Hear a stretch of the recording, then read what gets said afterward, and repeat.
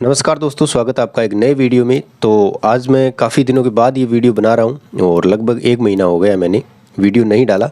इसका रीज़न ये था कि कोई ऐसी न्यूज़ थी नहीं जो आपके साथ शेयर की जाए रीट को लेकर के।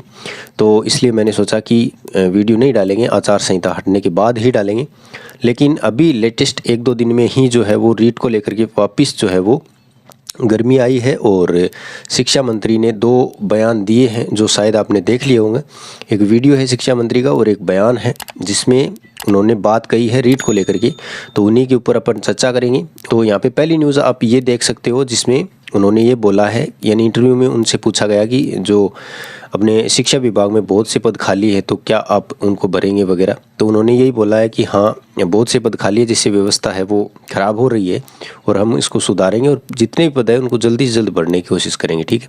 इसके अलावा रीट के ऊपर एक विशेष जो इंटरव्यू उनसे लिया गया और उनसे पूछा गया कि रीट का इंतज़ार कर रहे बच्चे, तो आपका इस पर क्या है, क्या कुछ करवाएंगे। तो उन्होंने बोला है, अध्यापक पात्रता परीक्षा रीट को लेकर भी संशय है, 2 साल से नहीं हुई, जबकि एनसीटी का गाइडलाइन है कि राज्य सरकार की जिम्मेदारी है प्रतिवर्ष वो एग्जाम करवाए। कब क्या उम्मीद है सर? भैया अभी तो इस सरकार को वर्किंग डे 40-45 दिन मिले हैं, अभी देखो इंतजार करो, बहुत अच्छा करेंगे। कि हमारी जो सरकार बने हुए काफ़ी ज़्यादा टाइम नहीं हुआ है और ऐसे में आचार संहिता भी लग गई थी। तो अब है वो थोड़ा सा तो इंतज़ार करना पड़ेगा क्योंकि वो पैटर्न वगैरह भी चेंज करेंगे और सिस्टम को थोड़ा सुधारेंगे।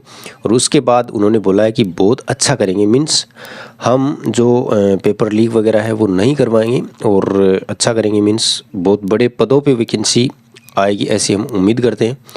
तो कुल मिलाकर की बात यही है साथियों कि टाइम है ना वो बहुत जल्दी निकल रहा है। आपको देखते ही देखते 2024 का मतलब हाफ है वो आ गया है, आधा 2024 बीत गया है, जून निकल जाएगा ऐसे ही देखते देखते, गर्मी करते करते। और उसके बाद 6 महीने अपने हाथ में रहेंगे।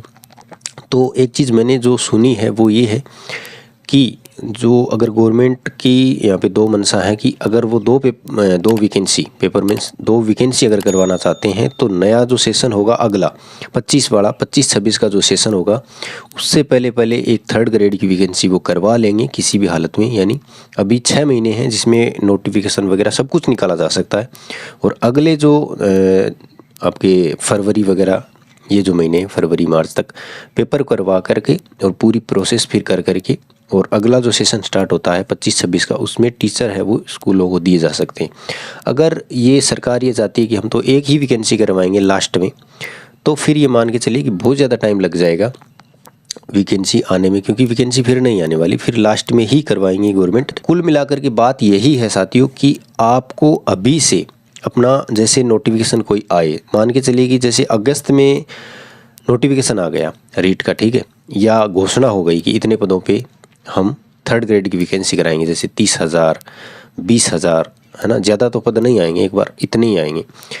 तो उस समय आपके हाथ में जो सिलेबस है उसके कुछ टॉपिक ऐसे होना चाहिए कि जिसको लेकर के आपके अंदर एक कॉन्फिडेंस हो कि हाँ यार इतना तो मेरा कवर है एकदम से, चाहे मुझे कुछ भी पूछ ले, अब मुझे ये ही बस कवर करना है और रिवीजन करना है बार बार। ठीक है, आपको ये नहीं देखना पड़ेगा यार इतना बड़ा सिलेबस है, इसको मैं कब पढ़ूंगा, कब रिवीजन करूंगा, कब टेस्ट दूंगा, है ना। अगर आप ऐसा करते हो तो आप अन्य लोगों से मतलब भीड़ का हिस्सा बन जाओगे आप, है ना। तो मेरा कहने का मतलब ये है कि आप जो वैकेंसी कब आएगी कब नहीं आएगी कमेंट करते हो, बार बार ऐसे वीडियो देखते हो, उनकी बजाय आप कोशिश ये करें कि चाहे पेपर 1 हो या 2 हो, अब ये लग रहा है कि पेपर 2 ही होंगे क्योंकि शिक्षा मंत्री ने ये बोल दिया है साफ साफ कि हमने सुझाव मांगे थे, ठीक है, कि क्या बेहतर हो सकता है उसको लेकर के। तो सुझाव ये भी आ सकता है कि हाँ 2 पेपर वाला पैटर्न ये भी सही है और 1 वाला भी सही है, क्योंकि ये गवर्नमेंट है ना ये चाहेगी कि टाइम कम से कम लगे।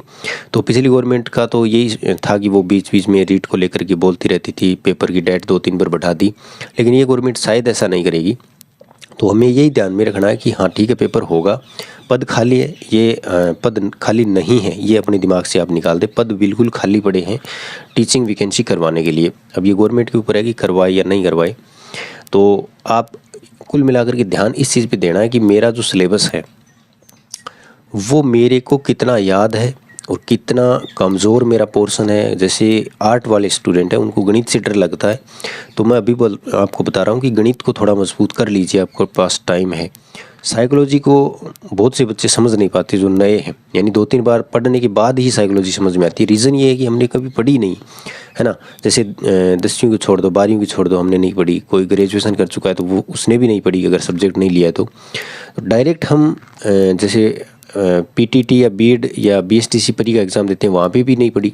अब डायरेक्ट कंपटीशन में उतरे तब पढ़नी पड़ रही है तो बहुत हार्ड लगती है। तो उस चीज़ को समझे अच्छे से। अगर आप साइकोलॉजी को बहुत अच्छे से पढ़ लेते हो तो आपके टीचिंग मेथड के जो क्वेश्चन है वो भी सरल और सही होंगे, है ना। ये मैं आपको कहना चाहता हूँ कि आप इन चीज़ों पे थोड़ा कम ध्यान दें। हाँ, वैकेंसी ज़रूर आएगी। लगभग ये मानो कि 12 महीने, आज से जून से काउंट कर लो आप, 12 महीने में वैकेंसी आ जाएगी, है ना।